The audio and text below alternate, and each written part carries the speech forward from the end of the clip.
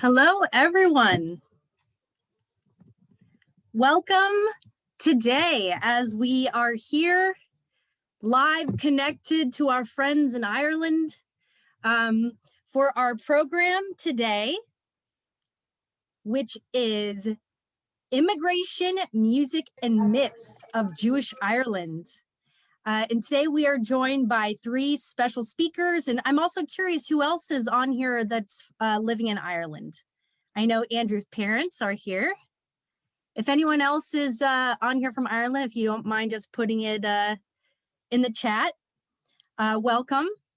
But today we are joined by Dr. Natalie Wynn, who is a postdoctoral researcher affiliated to the Herzog Center for Jewish and Near Eastern Religions and Culture at Trinity College, Dublin, where my father has taught law classes over the past couple of years and speaks so highly of the college. Ruti Lax, who's a performer, music educationalist, composer, and historian in Cork, Ireland. And Andrew Barling, chairman of Dublin Hebrew Congregation, which has a fascinating story in of itself, but he's going to talk about synagogue life. But welcome, everybody. And, you know, I know some of you might even have some Jewish roots yourself. My family was in Athlone for some time, but I'm so thrilled. And we're going to start in Dublin with Natalie. And I'm going to go ahead and turn it over to her.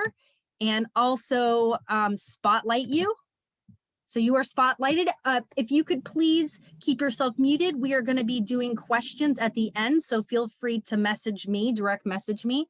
And with that said, thank you so much, Natalie. Thanks, Leah. I'm just going to share my screen now. Okay.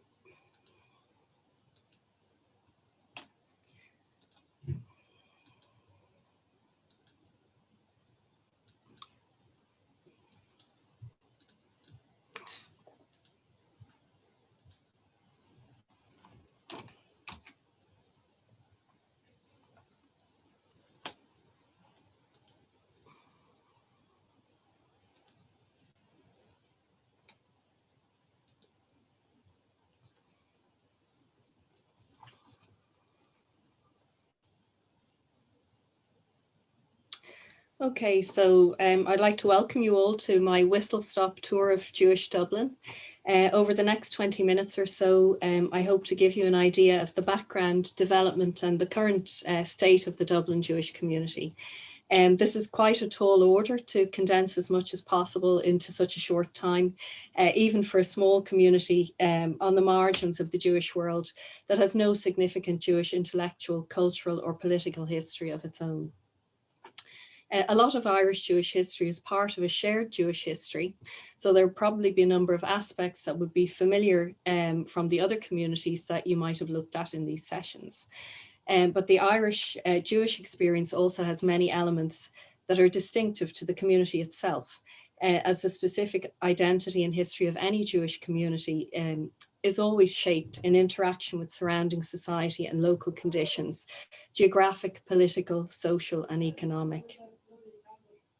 So as with any other community, a good understanding of the Irish Jewish community requires a careful balance between local detail and the bigger, more general picture. The Irish community is often mistakenly treated as unique, quirky, or quaint, somehow different from other communities and not subject to the same historical forces that governed other places and other contexts.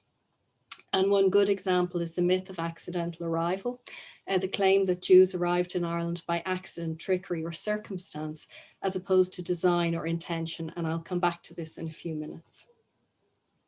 There's been a sporadic Jewish presence in Ireland since the Middle Ages, which was mostly located in Dublin.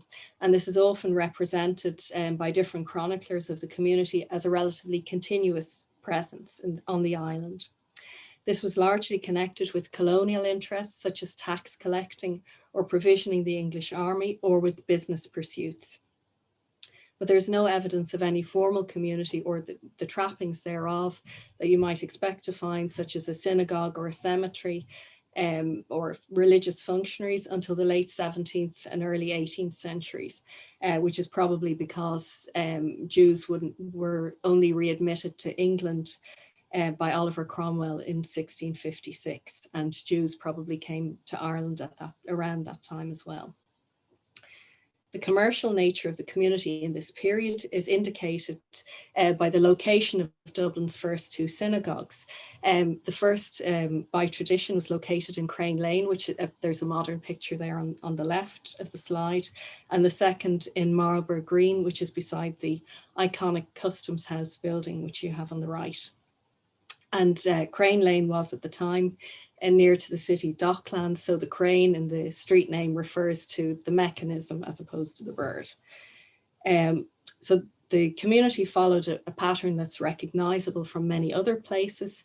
The nucleus of Dublin's original community was Sephardic, and there was some kind of a link with the Bevis Marks Synagogue in London, which is the oldest and considered to be the foremost British Sephardi community. Bevis Marks helped the Irish community, or the Dublin community, to acquire its first cemetery in Ballybock in North Dublin in 1718. The original Sephardi community was soon overtaken by Ashkenazi immigrants or incomers from Central and Western Europe. And today's community is traceable back to the establishment of the Dublin Hebrew congregation, the DHC, which Andrew will be talking more about later.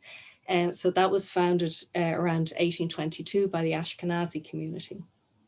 Our first tangible information on Dublin Jews comes from contemporary sources, the first laws of the DHC, which were published in 1839, and from occasional reports in the Jewish Chronicle newspaper. This was which was an important newspaper for Anglo Jewry, and between the 1840s and the 1870s, it published occasional snippets on Dublin. The synagogue at this time was located in a former Christian chapel in Mary's Abbey in North Inner City Dublin. There's a picture of the building there on the left, not a very good one, apologies for that.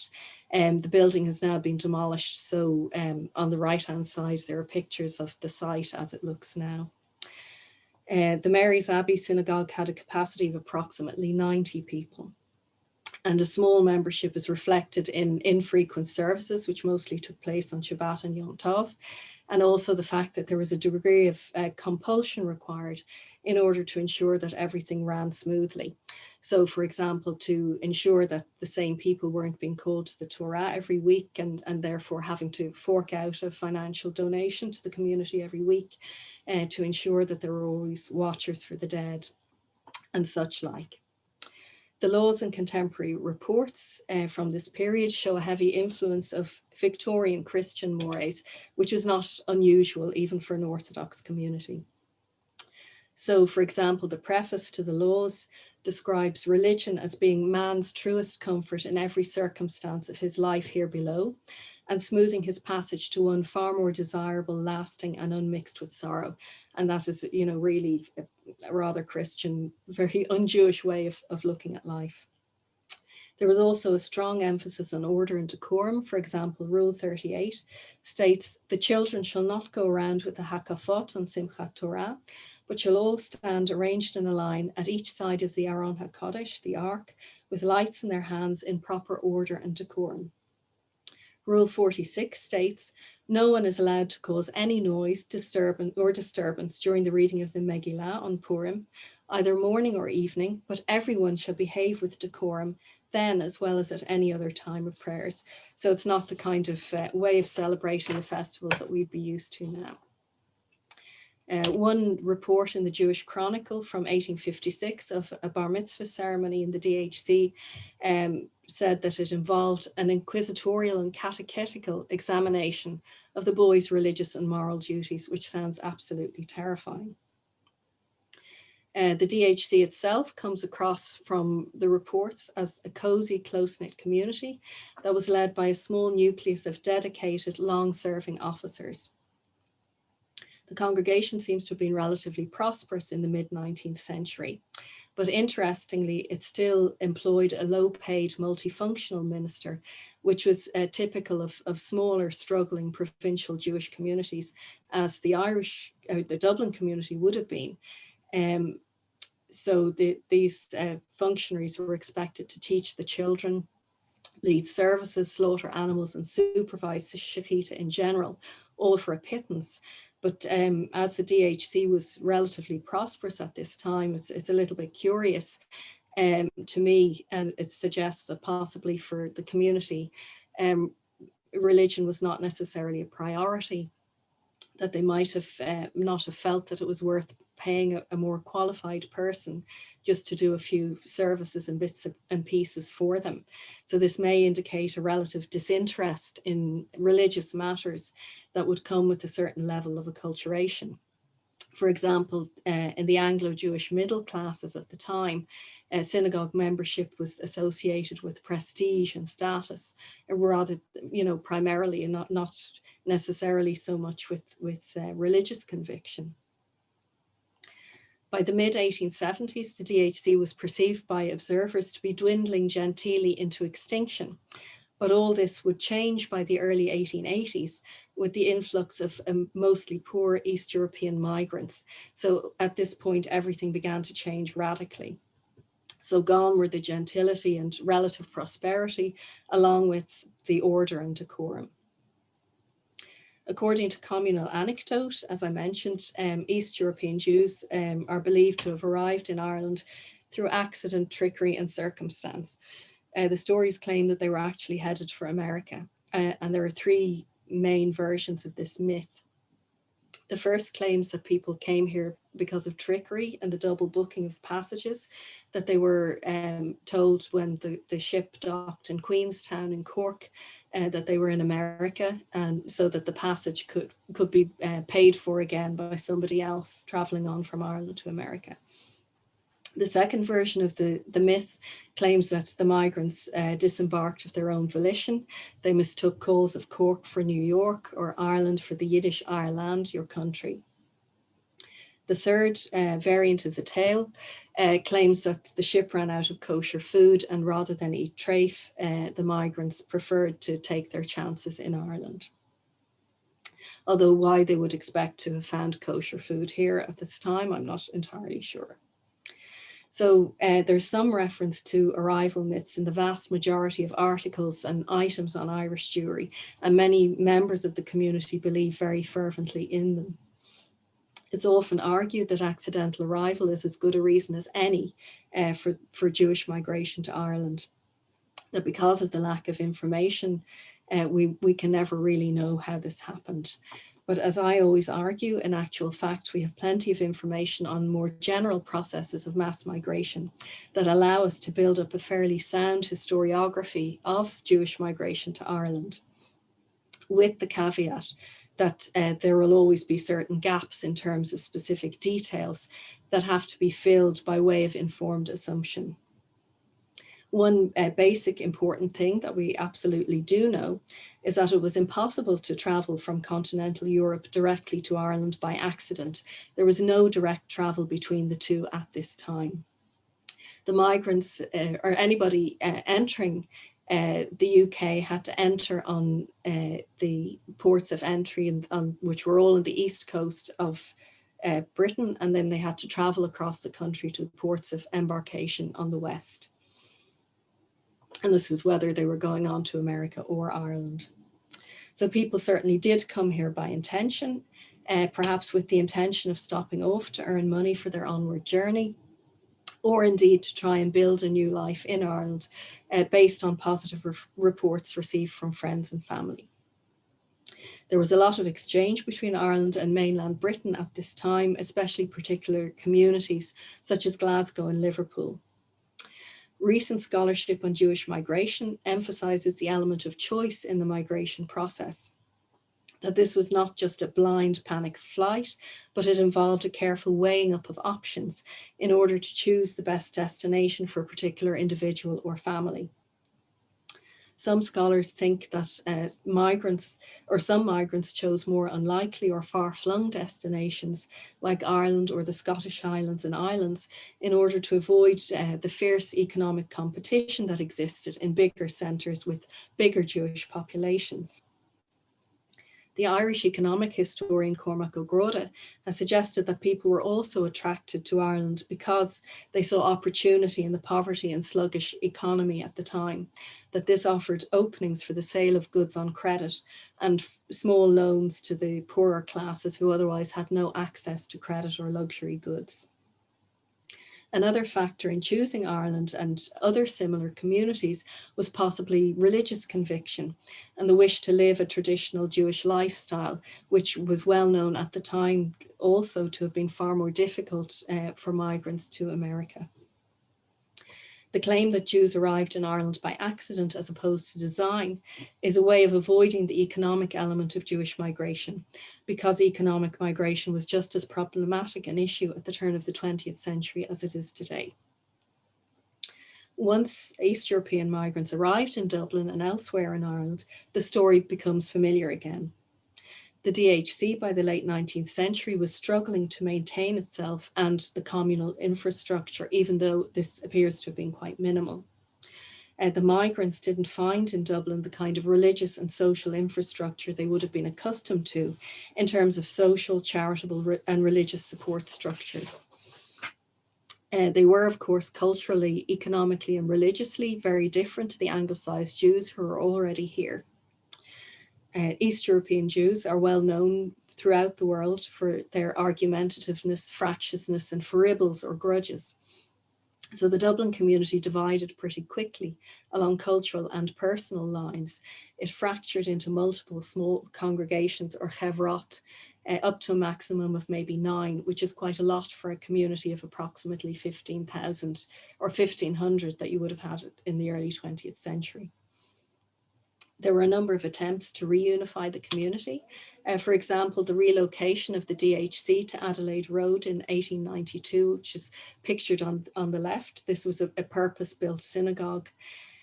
Also, there was in 1908, the United Hebrew Congregation was established, and that's pictured on the right.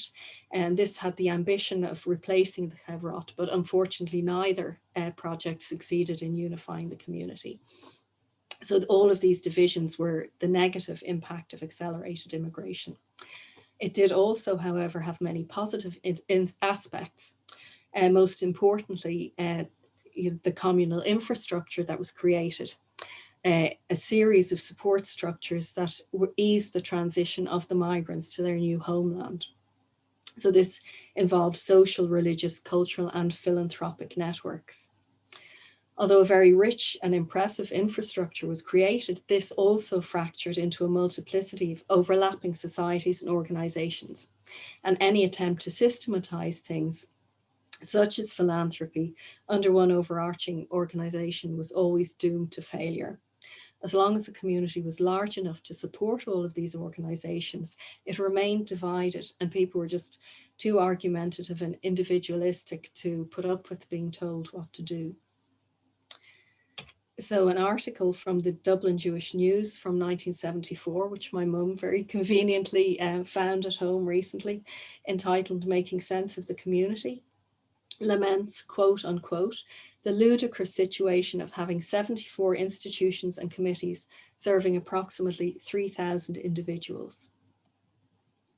Arguably, the middle of the 20th century was a kind of golden age for the Irish Jewish community. Because of the extensive social, cultural, and religious infrastructure, the community was in many respects self-contained and tight-knit. It was gradually becoming more prosperous and middle class also. So most of those who were involved in the Dublin Jewish community at this time have very, very fond memories of it. However, the founding of the Dublin Jewish Progressive Congregation, the DJPC, in 1946, and the picture on the right is of the original synagogue building. This also led to further bitter internal divisions within the community, which is sadly another aspect of Dublin Jewish life that replicates processes and events that are seen in many other places. The divisions between the Orthodox and progressive communities in Dublin, I would say, are now only now in the process of beginning to be healed. Although Jewish numbers in Ireland gradually began to decline after they peaked somewhere around 1946, this didn't really have much impact on the communities here till the 80s or 90s. Much of Dublin's communal infrastructure was still in place when I was growing up in the 80s. However, as emigration really began to pick up in the late 80s and early 90s, the community entered a state of steady decline. And I've always felt, since I began to think about these things, that the ongoing fracturing of the community into smaller and smaller groups that didn't always communicate with each other or work well together, along with the notion that Ireland was an accidental rather than an authentic place of migration, contributed to the weakening of the community in the long term and helped to prevent communal leaders from seeing beyond what divided them in order to think a little bit further ahead and to better future-proof the community. So now, unfortunately, we're at a point where the community is faced with serious existential issues, and communal leaders are to an extent firefighting and struggling to build things back up from almost rock bottom. However, I'd hope that the future is not entirely bleak. The hemorrhaging of the community through emigration has made communal leaders realise that we all have to work together to secure a future for our community. We also have now quite a sizable Israeli community, and while many are transient or not interested in organised religion, quite a lot of the Israelis are here for the longer term. The biggest challenge, or one of the biggest challenges, is to find common ground between the old and new sections of the community in order to move forward and to build something for a joint future. We also have new forms of Jewish identity and community emerging in Ireland, challenging the old norms and perceptions. And one example will be the Munster Jewish community, which Ruti will be talking about later. So it's clear that we need to think about Irish Jewish identity for the future in more diverse and creative ways. I always try to stay positive and to remember that although in the mid-1870s, Dublin's Jewish community was deemed to be on the brink of extinction, at that point, something new lay just around the corner. This too is a time of transition. Change is always unsettling, but it is important for survival and necessary. And hopefully the changes that we're going through at the moment and the uncertainties will eventually lead to something new and better for the future. So I kind of ran out of time to add something about Jewish identity, but maybe this is something that if people are interested in looking at further, they might like to ask about in the questions and discussion at the end. Thank you. Thank you. Wow, you really were given a huge task to fit in so much in such a short period of time, but you did such an excellent job, Natalie. Thank you. And now I feel more confident when I tell people about my family history and the sort of look of confusion of how Jews ended up there. I can say it wasn't so random, and I can explain, you know, how and why and all that. So thank you so much, Natalie. And now we're going to transition to the second part of the program. We're moving from the academic, historical, current to now hearing personal narratives. We have Andrew Barling here, who is actually connected to the Jacobs family, Jackie and Alex, and he can explain that. But and then we're going to move and hear from Ruti and hear some live music and see some clips from a film she put together. So anyway, so Andrew, let me go ahead and put the spotlight on you. Let me find you. Can you unmute yourself? Yeah, I'm unmuted now, so hopefully everyone can hear me. Terrific. Okay, you are good. Right, well, first of all, good morning, everybody. I think most people are in the West Coast. So Lovely to have this opportunity to talk to you. Thank you, Natalie, for covering off and giving some background to all the things I'm going to be talking about now, which was, as Leah said, just to give a little bit of personal context to some of the things that Natalie talked about. And the first of which is how my family, our family, my parents are here, ended up in Dublin. And it's, as Natalie said, opportunity it was my great-grandfather that moved here from London in the, I think it's about early 1920s. Originally, the family, his father had come from Russia to London in the late 1870s. And my great-grandfather, who was Simon Bloomberg, who later changed the family name to Barling. We've no idea how he came up with that name, but he did. There is a little town in Essex called Barling, and there was also pipes. So we don't know whether he was a smoker or he traveled to Essex a lot, but we were turned into Barlings in the 1918. He changed the name to Barling from Bloomberg. But he was a woolen and textile merchant. And we know he closed his business down in 1923 in London, and he moved to Dublin not long after that with my grandfather, who was a small child at the time. So he moved to Ireland, set up his business here. It was a woolen textile merchant here as well in Dublin. As I said, we feel, or we understand, it was to take advantage of maybe less competition and new opportunities in the community. Definitely don't think it was for any of the religious reasons that Natalie was referring to. So my great-grandfather moved here. My grandfather was one of 7 children, and one of his brothers actually moved to California, and his name was Manny, and the family, the Barlings, are still in California. And my father met with his cousin, also called Manny, when we were over there the last time, which was actually about 10 years ago. So there are Barlings in California. If you come across the name there, they are relations of ours. But my grandfather stayed in Dublin when a lot of the other family members moved abroad. There was some in Canada and the US, and he sort of was in the fashion and textile business as well. So my father was born here. My mother was over here visiting her uncle, and she met my father, and one thing led to another, and I ended up here with my family. So that's how the Barling family came here via Russia a couple of generations back. And it's not dissimilar to pretty much the majority of the community, the traditional Dublin Jewish community. I think most of the community that's still here would have a very similar story, maybe not coming through the UK, but certainly Estonia and Lithuania and all those Eastern European countries where the vast majority of what we would call the traditional core Jewish community came from in the, I guess, the early 1900s and late 1880s as well.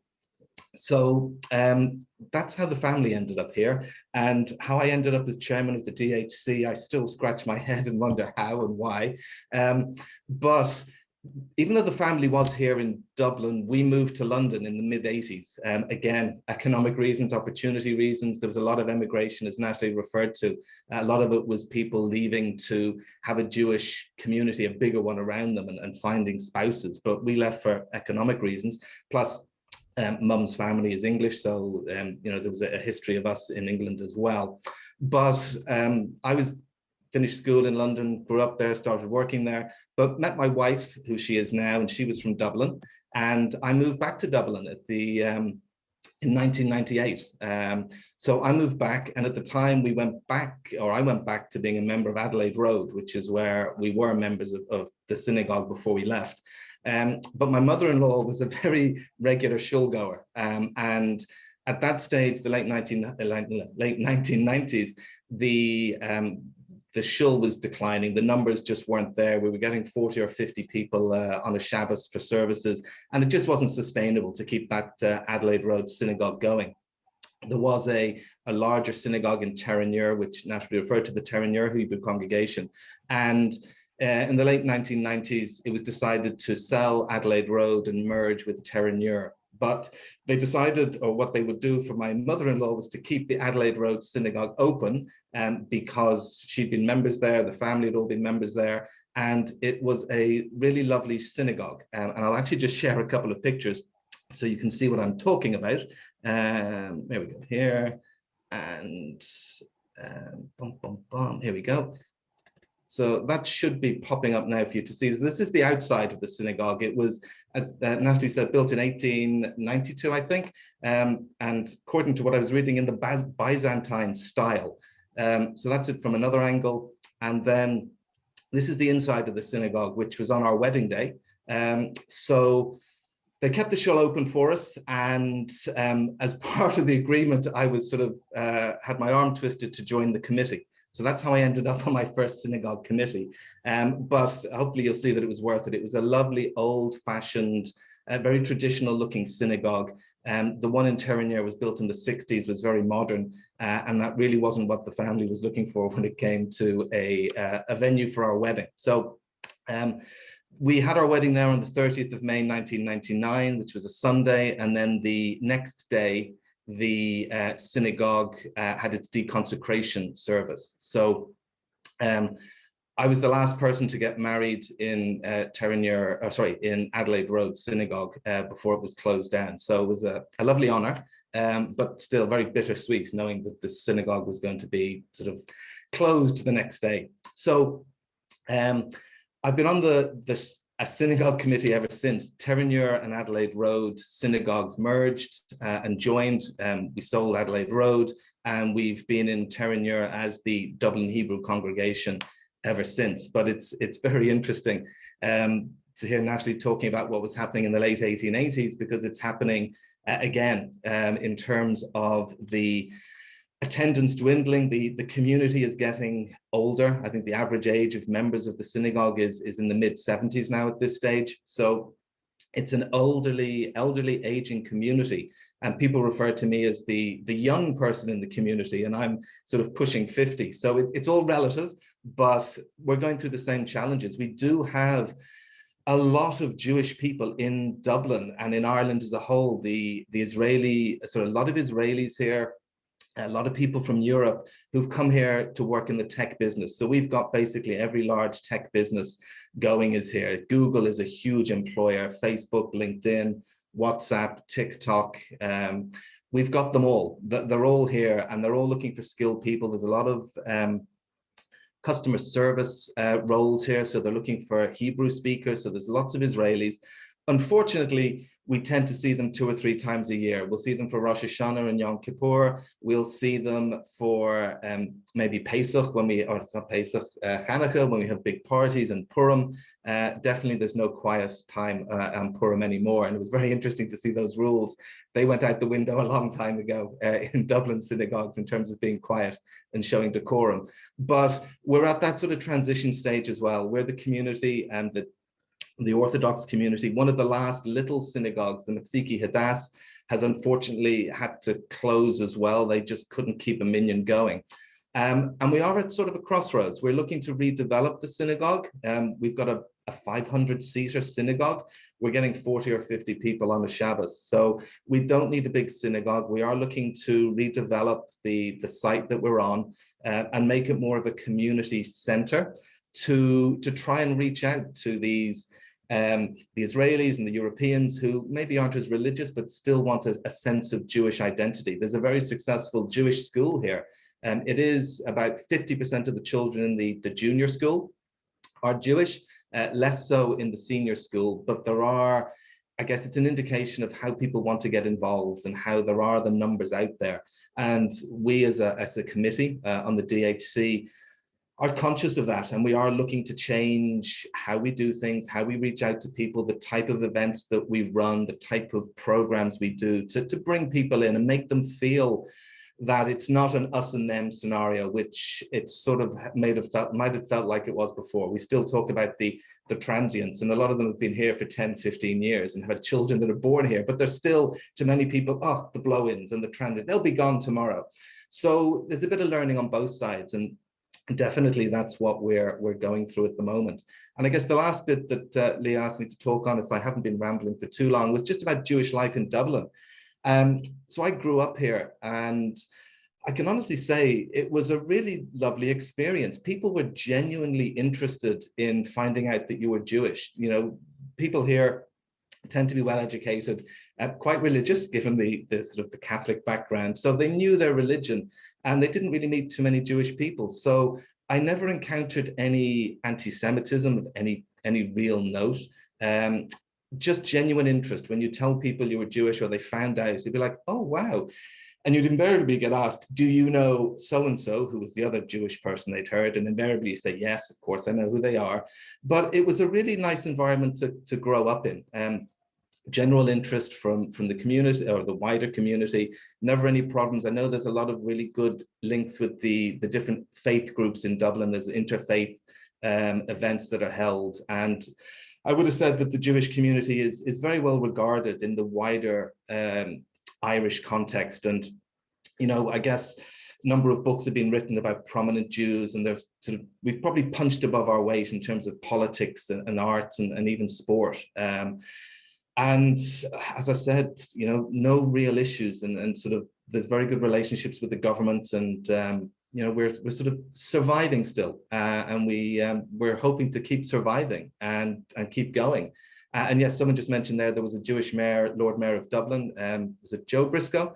No, not Joe. Ben. Robert Briscoe. There's lots of Briscoes here. Robert Briscoe was Lord Mayor of Dublin. I think famously, the picture on Leah's poster was him in New York, I think for Paddy's Day. I think, I won't steal Ruthie's thunder, but there was one of the first Lord Mayors, Jewish Lord Mayors was in Cork, way back when, that she'll talk about. But that's sort of really it, just maybe a little bit of a personal view of life in Dublin from someone that lived in London, and I can absolutely guarantee that life in Dublin is certainly, in my point of view, much kinder and nicer and more relaxed than London. A much more hospitable Jewish community. If anyone's ever had the opportunity to come here, they would hopefully agree with our view that we are probably one of the friendliest communities. Everyone's got a welcome here, and you know, we get so many visitors and tourists.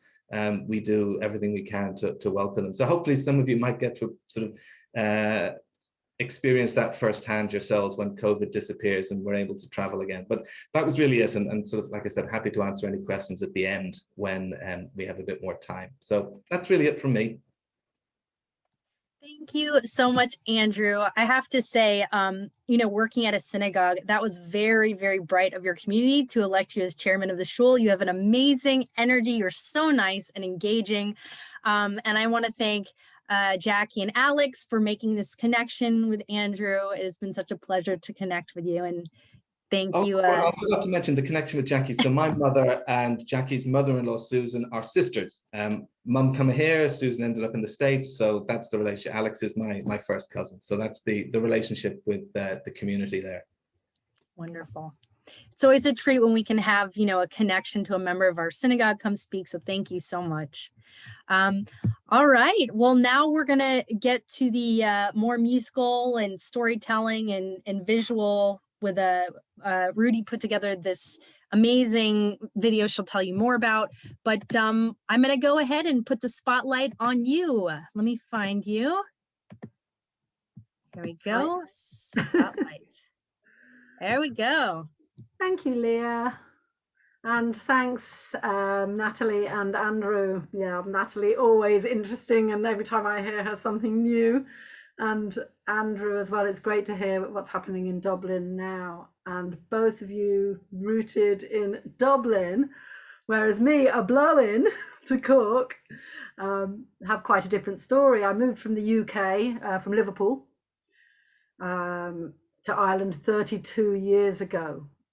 And I just became an Irish citizen 2 years ago. It hadn't seemed so important up till then for some reason. I moved to Ireland and I've been playing Jewish music, writing songs, and all over Ireland, playing at weddings, Jewish ones, not Jewish ones, mishmash ones, and all on the west coast, to the east coast and all to south, and a bat mitzvah in Belfast. And I'm a songwriter as well. And once my kids had grown up, I decided that I wasn't going to embarrass them anymore. It was fine. They were gone. They were doing their own thing. So now I could let it out, and I made some of my songs into a one-woman show called Sideways on Planet Piano. And this one-woman show had a character that was a Jewish grandma. So every time I performed this one-woman show, people came up to me and said, "We love your Jewish grandma, we want to hear more about her." So I decided to investigate, not my own Jewish grandma, because that was Liverpool and that seemed very far away at this stage, you know, it was decade, but where I was rooted in Cork at this stage, I decided to look into the history of the Cork Jewish community. I then wrote a musical play using some of that history, and then made this film that you're going to see a couple of snippets from. Since I made the film in August, I've had hundreds of responses from Cork residents now, from ex-Cork Jews, from people whose grandparents were from Cork, some who absconded and went to Dublin as well. So really from all over the world, from Florida and Canada and Israel, of course, and Scotland and Brighton. And so the research continues. So I'm really just a musician, but I seem to have turned into a bit of a historian and filmmaker. This is a 15-minute film, but you're just going to see a few snippets. So now you're going to just learn a little bit about the shul, the mikveh, and you're going to hear from myself, from Marnina Winkler, who is a PhD candidate in Cork, in UCC, and she's from Utah. And you're going to hear from Phyllis Rosenberg, who was born in Cork and now lives in Manchester. So you're going to see a bit of the film now. Off you go, Leah. All right, you ready? Thank you. Yeah. Okay, here we go.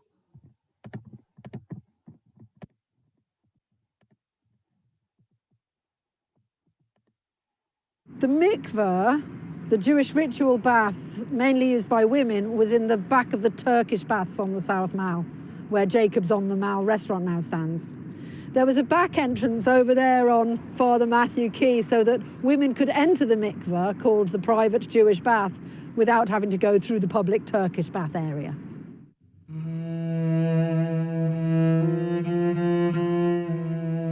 When Jewish families started to migrate to Cork in the late 1800s, the men of the community would meet in someone's living room for services. When the community became big enough, two congregations developed, Cork Hebrew Congregation and Remnant of Israel. By 1911, there were approximately 450 Jews in all of Cork, and in 1915, the two congregations combined into one, the Hebrew Congregation, and settled here at 10 South Terrace. However, after the 1920s, the Cork Jewish community started to dwindle as people left for places such as Dublin, London, Manchester, and Israel. And by February 2016, the synagogue here on South Terrace opened its doors for the last time. Lecha dodi likrat kala, penei Shabbat nekabala. Lecha dodi likrat kala, penei Shabbat nekabala. I'm Phyllis Rosenberg. I was born in Cork, daughter of David Rosenberg and from Dublin and Jessie Rosenberg from Cork. My brother became a dentist in Cork and left there to live in England in 1964. I went to a Protestant school called Christchurch and a Catholic school called Scalvira, and both of them were in the city centre, and I was the only Jewish pupil in my class throughout. And then in 1966, I left Cork to live in Manchester in the UK, and I am still living there. The property next door to the synagogue during one period became a bakery. To have the smell of fresh baked bread wafting into the synagogue, particularly on the fast day of Yom Kippur, was added torture. Here. So I'm going to sing you 3 songs this evening. The first one is from my musical play, Green Feather Boa. And this is a song that is sung by one of the characters, Miri, a young Cork Jewish woman. She's singing to her baby, and she's telling a little bit of the history of the Cork Jewish community, and her baby's very clever and understands everything.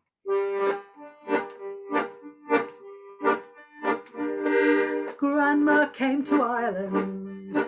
From Lithuania, my Zayda knew some people who'd moved here many years before that rainy Thursday, when they landed at long last at Queenstown Pier, June 16th, 1904. My mother can't remember her first few years in Cork, a city full of churches, not like Cacknian, where she was born, and her first memory of my grandma singing songs to her in Yiddish, songs about the pogroms and the wars. My mother grew up Irish. Her parents spoke between themselves only in Yiddish. They read the local paper trying to learn English. When mother went to school, she learned some words in Irish. And in the synagogue, the prayers were all in Hebrew. And so it came to pass that by the age of 14 and a half, there were 4 languages she knew.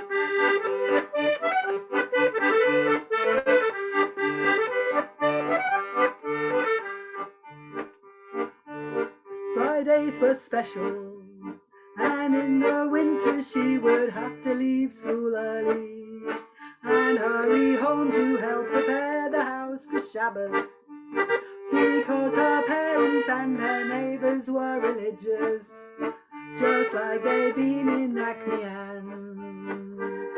My mother grew up Irish. It didn't matter to her friends that she was Jewish. It made no difference except Saturday mornings. She went to synagogue and went to Cheder Sunday, when her friends all went to Mass.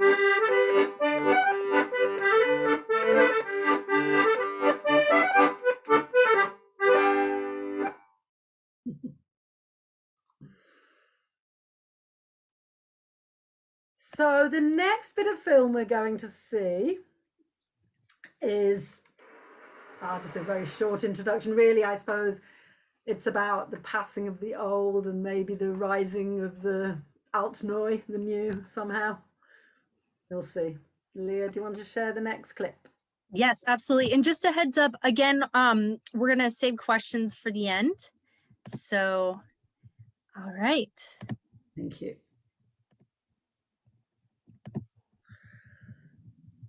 In the area behind the synagogue, Kemp Street, there was an old Jewish graveyard from the period before the Cork Hebrew congregation, probably from the 1700s. We don't know how many people were buried in that cemetery, unfortunately. Later, this area became a bacon curing factory. Later still it was a car park, and now it's being made into a housing estate. The Cork Hebrew congregation purchased land for burial in the 1880s, and that's a few miles outside the city in a beautiful elevated area in Cork. Many well-known and less well-known members of the old community are buried there, as were some Jewish victims of the Lusitania tragedy in 1915.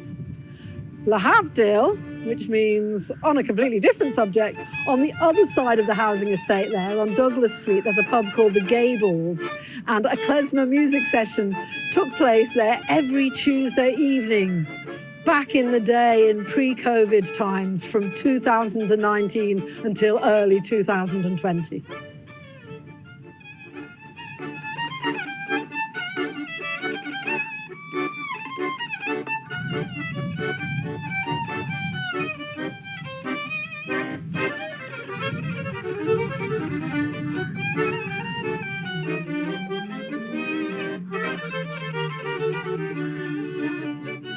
The land that Shalom Park is on.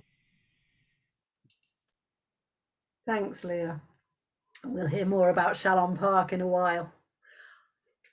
So that area where we were playing music is in the area where Jews came when they first arrived. A lot of the Jews that first arrived in Cork lived in that area, and you'll hear more about that later.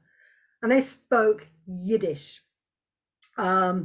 Now, the song I'm going to sing in Yiddish, and I think, Leah, can you share the lyrics of this so that people can sing along?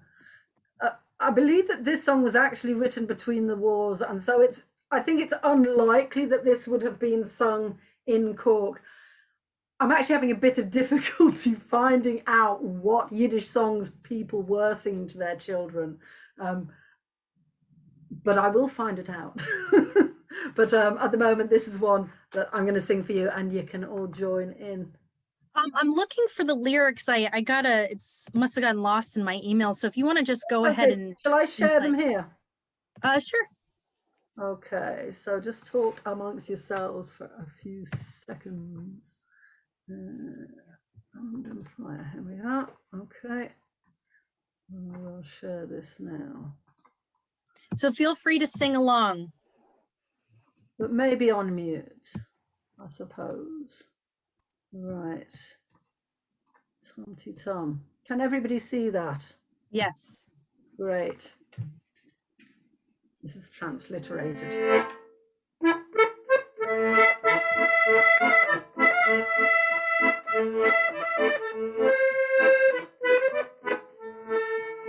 Around them fire, wir singen Lieder. Die Nacht ist tired, man wird nicht müde. Und soll durch Feier verloschen werden, scheint auf der Himmel mit seinen Sternen. Tag reint die Kerl mit Blumenkranzen, um dem Feier wir freilich tanzen. Weil tanzen Lied, ubidu, ist unser Leben. Denn auch in Schlaf, Chaläumes schweben. Around the fire, we're singing songs. The night is young, and no one's tired. And from the fire, the sparks are rising. And in the heavens, your stars are shining. You crown your head with rings of flowers. Around the fire, we're dancing freilichs. While dancing song is our life. At night in sleep, our dreams are woven.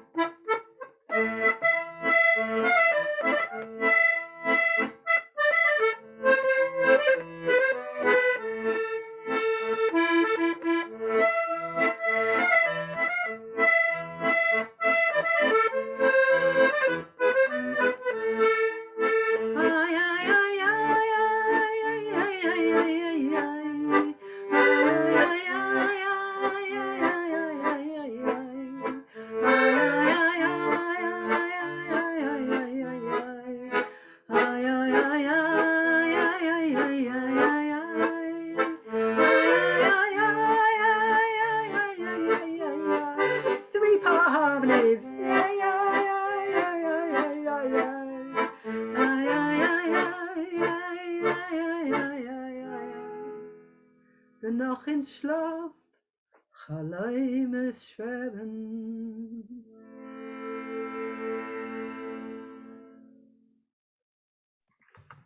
Love it. Love it. Lovely.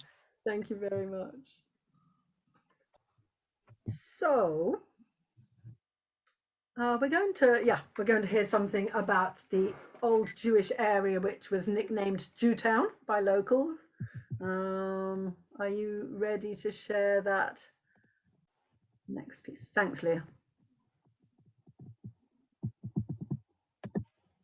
So when the Jews from Europe first settled in Cork in the late 19th century, most of the men became peddlers, salesmen, also known as vehikelmen, because they were selling household necessities and luxuries on their weekly rounds. They'd sometimes be away all week and come back on Friday to spend Shabbos, the Jewish Sabbath, in their homes, and then off again on the Sunday. Each week, the purchaser would pay off a bit of the price, sometimes with interest, sometimes not, sometimes they paid, sometimes they didn't pay. These Jews who lived in this area were poor. They'd arrived in Cork with nothing, a lot of them. The tiny houses may have housed a family of 8 children and a lodger. There may have been a few chickens in the backyard. But at the height of community, over 450 Jews lived in Cork, not all here. As the second generation became more educated, became more affluent, they moved to other areas of the city.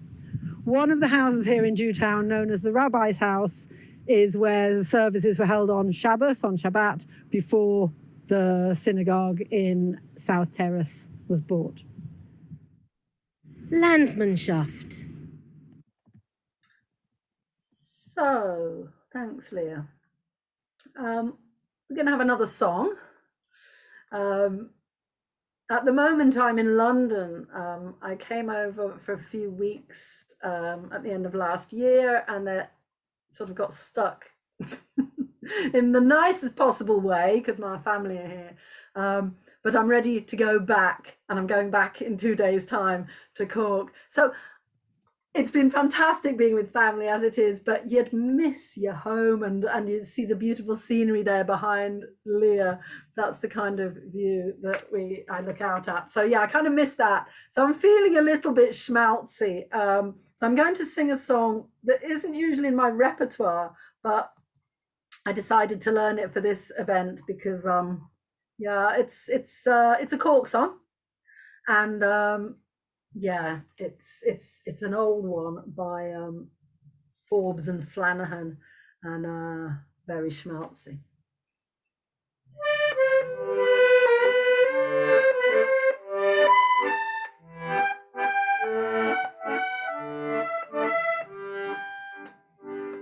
How oft do my thoughts in their fancy take flight to the home of my childhood away, to the days when each patriot's vision seemed bright, ere I dreamed that those joys should decay. When my heart was as light as the wild winds that blow down the Mardyke through each elm tree, where we sported and played neath each green leafy shade on the banks of my own lovely Lee, where we sported and played neath each green leafy shade on the banks of my own lovely Lee. And then in the springtime of laughter and song, could I ever forget the sweet hours with the friends of my youth as we rambled along amongst the green mossy banks and wildflowers. And then when the evening sun sinking to rest shed its golden light over the sea, the maid with her lover, the wild daisies pressed on the banks of my own lovely Lee. Oh, the maid with her lover, the wild daisies pressed on the banks of my own lovely Lee. And there's about another 5 verses, but I don't want to keep you here all night.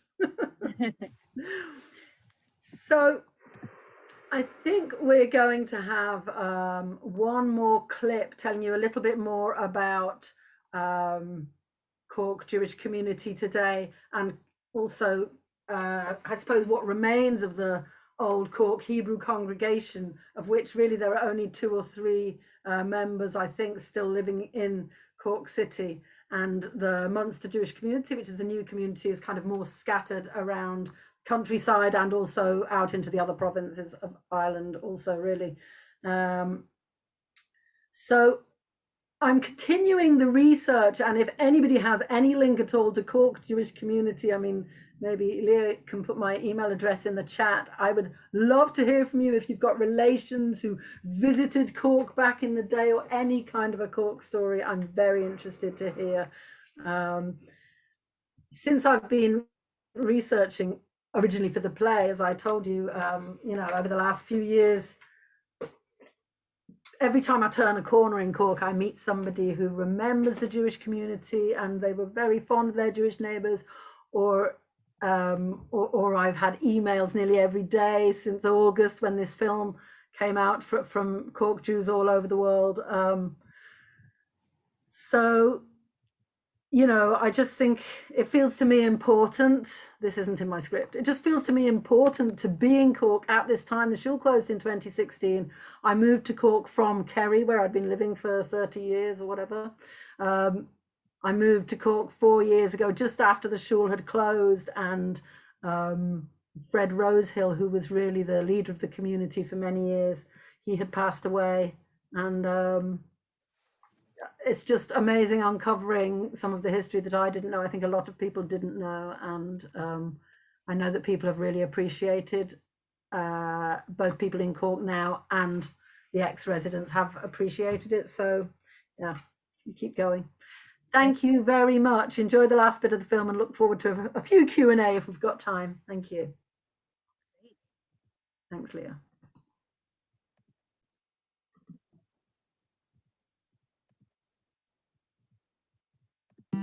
Mary Elms was born May 5th, 1908 in Ballin Temple, Cork. In 1928, she attended Trinity College in Dublin. Then, in the 1930s, she received a scholarship to attend the London School of Economics.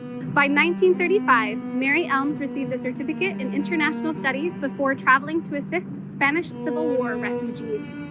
During the 1940s, she was arrested by the Gestapo on suspicion of espionage, but that did not stop her from smuggling Jewish children and adults out of France in the boot of her car to evade Nazi deportation. Mary Elms was not known to accept medals during her life because it was the right thing to do. Her bravery saved the lives of over 400 children and adults. This bridge was opened in September 2019 as a pedestrian and cycling bridge honouring Mary Elms. Among those at the opening were members of Mary Elms' family, as well as one of the survivors who was rescued aged 4 or 5 by Mary and other volunteers in France in 1942. Also at the opening of the Mary Elms Bridge were Cork locals, dignitaries and members of the Irish Jewish community. There's so much to tell and so little time, but more information about the Cork Hebrew congregation is on permanent display at Cork Public Museum in Fitzgerald's Park. It's called The Tsars, the Rose Hills and the Music Shop.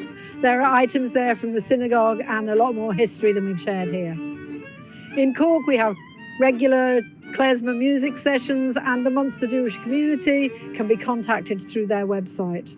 Thanks so much to everyone involved, and also to those not directly involved for their encouragement. Please do get in touch via the webpage. Sei gesund. Grandma came to Ireland and Lithuania, and my Zeta knew some people who moved here many years before that rainy land.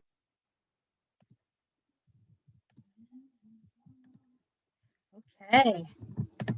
Oh, I love it. Such an excellent project you put together. I put the link on the side for those who want to see the full video. So now Q&A. So one question, and maybe Natalie, this is something you'll want to answer. What is the current Jewish population in Ireland? Are there other communities, other active communities outside of Dublin? From what I understand, Cork is active, but there's not a big population. But yeah, Natalie, if you want to answer that. Well, I have a terrible head for figures. What I can say is in the last census of 2016, it showed the first increase in the Jewish population in Ireland in quite some time. And there was quite a lot of excitement about that.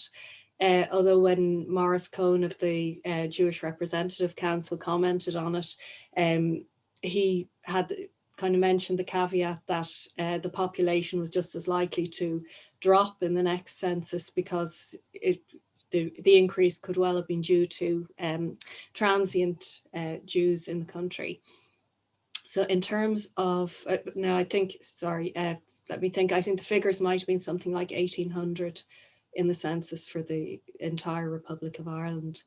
In terms of communities, there's a very small community left in Belfast, an Orthodox community, and the Munster Jewish community that Ruthie is involved in and can probably tell you some more about. In Dublin, there's the Dublin Hebrew congregation. I thought, Andrew, that Maxiki Adas was still going, but could be wrong, and the Dublin Jewish Progressive Congregation. We have about around 200 members. Thank you. And this question is for Andrew.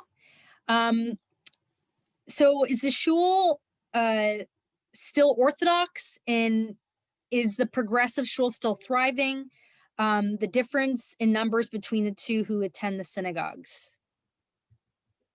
Sure. Hopefully you guys can hear me okay. My internet keeps dropping. I know my video looks like it's frozen. Can you hear me? Yes, we can.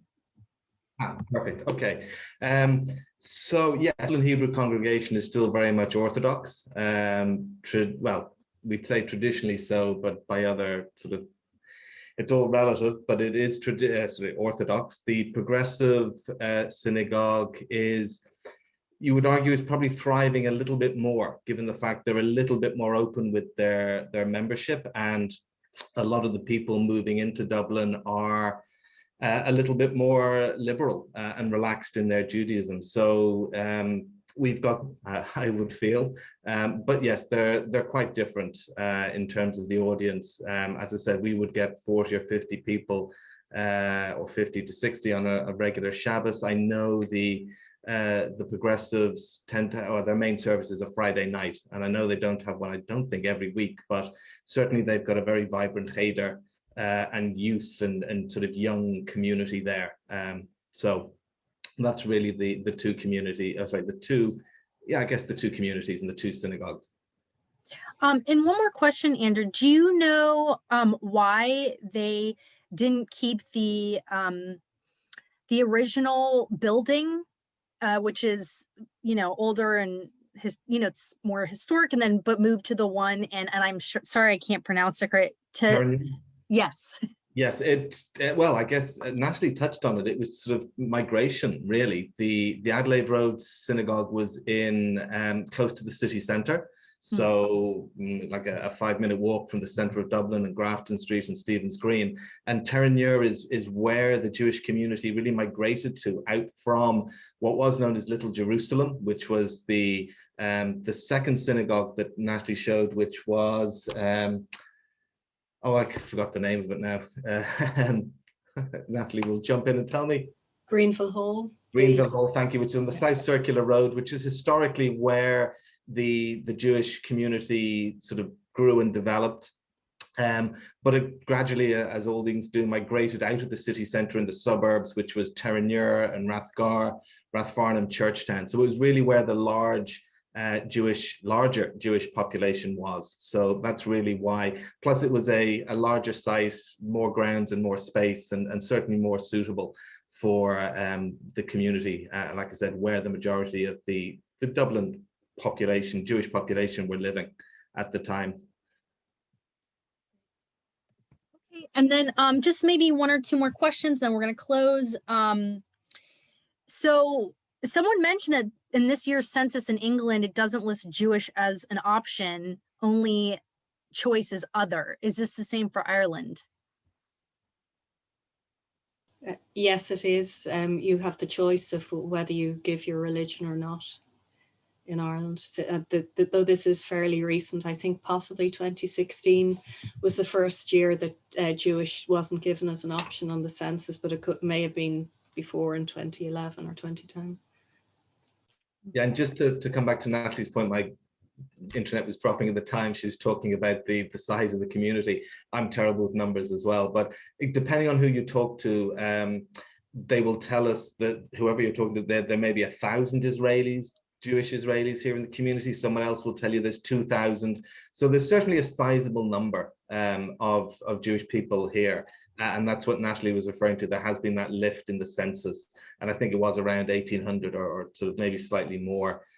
So 2,000 sticks in my mind, but definitely it's increased, which is, I guess, interesting given the fact that it's not a box to tick. You have to physically write in Jewish on the census form. So it's probably a little bit higher. But as we sort of mentioned earlier, the view would be that a lot of these people are very much transient and not as involved in the community as we would love them to be in both the synagogue and the community events that we run.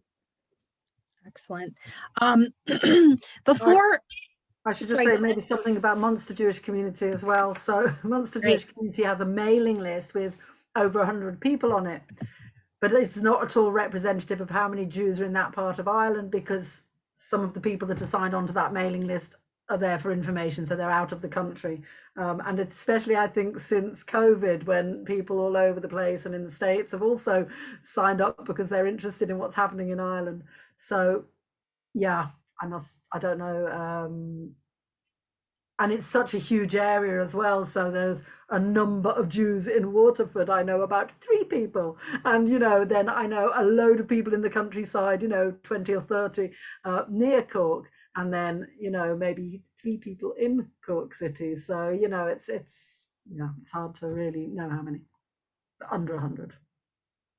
Wonderful. Well, I just want to mention real quick, and then Ruti, if you'll share where people can access your other music if they're interested. If you don't mind putting that in this section, maybe your YouTube channel, so folks can hear some more music. But in the meantime, I just want to put on everybody's radar that on Monday, March 22nd at 10:30 a.m., we are going to be joining Rabbi Joel Rembaum and Freddie. They worked so hard to put together. It's going to be an excellent presentation, rebuilding Jewish life in Berlin from the ashes of the Holocaust. And we have a long list of exceptional speakers from the head of the Berlin AJC and various synagogues and the Zacharias Frankel College. But with that said, this has been so excellent. And yes, please do follow up. If anyone would like a presentation on Jewish Ireland, please contact me. I'd be happy to put you in touch. Yeah, Ruti, if you'll put your YouTube, or I'll follow up with it. Yeah, I've no idea how to share my channel. I'll take care of that in my follow up with everybody. But thank you so much to the 3 of you. This was excellent. And it was such an awesome range from the academia to more musical to the personal, and we covered it all. And it was just so great. And thank you so much. And it's been a real pleasure working with you guys. Thank you. And thanks everybody for listening. Yes. Yeah, thanks everybody. Thank you so much. Enjoy the rest of your day and have a good night to our friends in Ireland. Thank you, Leah. Thanks. Thank you so much.